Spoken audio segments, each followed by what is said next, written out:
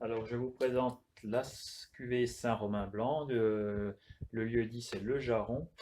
Et puis, cette vigne, comme on vous l'a montré dans le vignoble, est une vigne plutôt âgée qui est sur plusieurs parcelles. On a une moyenne d'âge on va dire, entre 50 et 80 ans.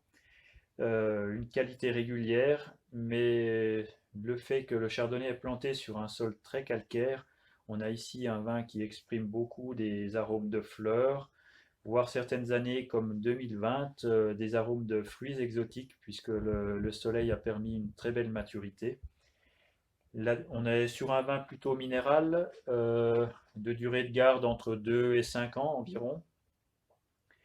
Du fait de l'élevage en fût, avec relativement de fût neuf, on a un vin qui est peu boisé et qui garde toute sa fraîcheur. Ici, on a l'habitude de le servir beaucoup, soit à l'apéritif, soit sur des plats froids de poisson ou en tout cas en début de repas. Il s'agit de la cuvée Bourgogne Haute-Côte de Beaune. Actuellement, nous sommes sous le millésime 2018. Il s'agit d'une cuvée très importante pour notre domaine puisqu'elle représente la moitié de notre superficie de culture. Nous sommes attachés à ces vignes puisqu'elles sont plantées depuis maintenant une cinquantaine d'années. Aujourd'hui, il y a une partie de renouvellement, mais en moyenne, on peut dire que l'âge de ce vignoble Haute-Côte de Beaune est de 40 années à peu près. Ici, nous allons rechercher un vin qui a une belle structure et une très belle expression en fruits, ce qui explique notre équipement actuel en vinification, donc un triage très important, pour obtenir une belle pureté de fruits et toujours un égrappage à 100% de la vendange. Alors, cette cuvée, après une macération d'environ 14 jours, va être mise en tonneau, en barrique, pendant 11 mois complets. Et puis, la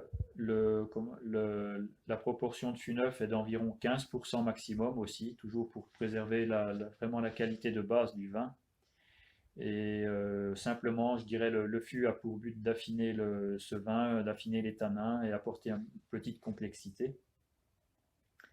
L'élevage, donc après ces 11 mois, la mise en bouteille se fait toujours en général au mois d'août ou au mois de septembre de l'année suivante. Euh, pour comment dire, avant la mise en bouteille, nous pratiquons en général une petite filtration très légère, simplement pour éclaircir le vin et lui rendre une certaine brillance. Alors maintenant, la cuvée Auxey-Dures vieille vigne. Alors ici, on est sur une moyenne d'âge de vigne de 50 à 55 ans sur le domaine. En termes d'importance, c'est notre deuxième cuvée, après la cuvée Haute-Côte de Beaune, puisque nous cultivons environ 2 hectares et demi pour ce vin-là. La vinification, comparée aux Hautes-Côtes de Beaune, est un peu plus longue. On fait une macération qui peut durer jusqu'à 15 à 16 jours, voire 18 jours certaines années, où on va rechercher un petit peu plus d'extraction et pouvoir fixer surtout le maximum de couleur pour ce vin, tout en essayant aussi de conserver la finesse et de conserver un vin agréable à la dégustation sur une période de garde de 3 à 6 ans environ. Donc après cette macération, là, on a le pressurage et puis l'élevage se fait en fût à 100%. Ici, nous allons avoir à peu près 20% de fût neuf pendant l'élevage, ce qui nous procure un petit peu plus de complexité, un peu d'apport de tanin de par le chêne et puis un support un petit peu plus important pour l'évolution future du vin. Donc il s'agit d'une vieille vigne, bien sûr, les rendements ne sont jamais très importants. Même une année très abondante comme 2018, nous nous sommes restés simplement à 45 hectolitres par hectare. ce qui est plutôt faible par rapport au maximum autorisé. Et puis, donc là, il s'agissait forcément d'un millésime très favorable, mais si on parlait du millésime 2019 ou 2020, là, sur cette même cuvée, on est plutôt sur des rendements qui sont entre 25 et 30 hectolitres hectare seulement. Donc, toujours une belle concentration et une belle finesse pour ce vin qui est d'une longueur de garde moyenne, on va dire, pour la Bourgogne.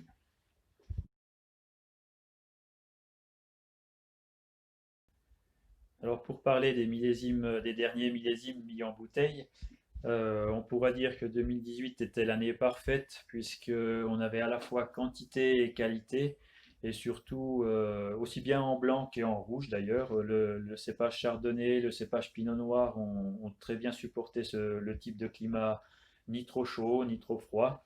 Mais ce qui était important pour 2018, c'est qu'on a quand même eu un été sec, ensoleillé et donc très peu de problèmes de maladies sur le vignoble. Donc, quantité et qualité très jolie en 2018, un très bon millésime de garde moyenne, on va dire. Peut-être pas forcément de très très grande garde au-delà de 10 ans, mais très correct pour l'année et en fonction des quantités que nous avons pu obtenir. Le millésime 2019, lui, a été très spécial puisqu'on a commencé avec des problèmes de gelée au printemps.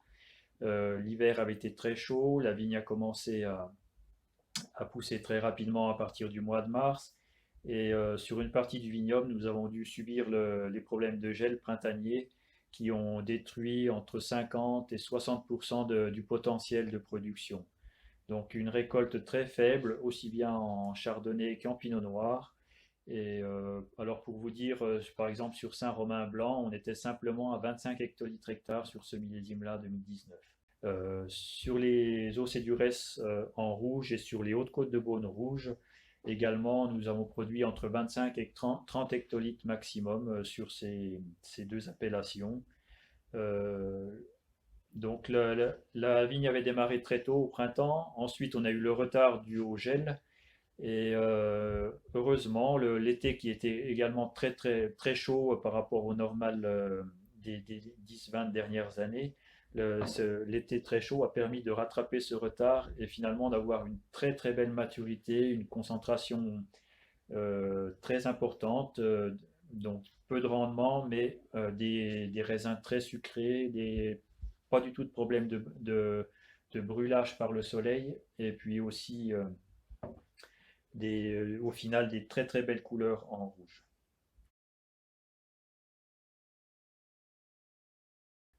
Pour nous, le vin en Bourgogne est vraiment un agrément, quelque chose, un petit plus pour garder les contacts entre amis, en famille.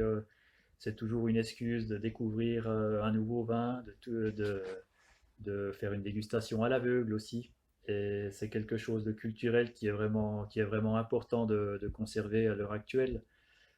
C'est vrai que le confinement actuel nous peut-être favorise la consommation du vin en ce moment. Et c'est peut-être le côté positif de la situation actuelle. On aimera toujours déguster à l'apéritif, avec des amis, des petits toasts, avec des poissons, avec des charcuteries, un vin de Bourgogne ou un vin d'ailleurs. Et c'est toujours agréable, ça permet d'échanger, de discuter. Alors un grand bonjour à nos amis japonais.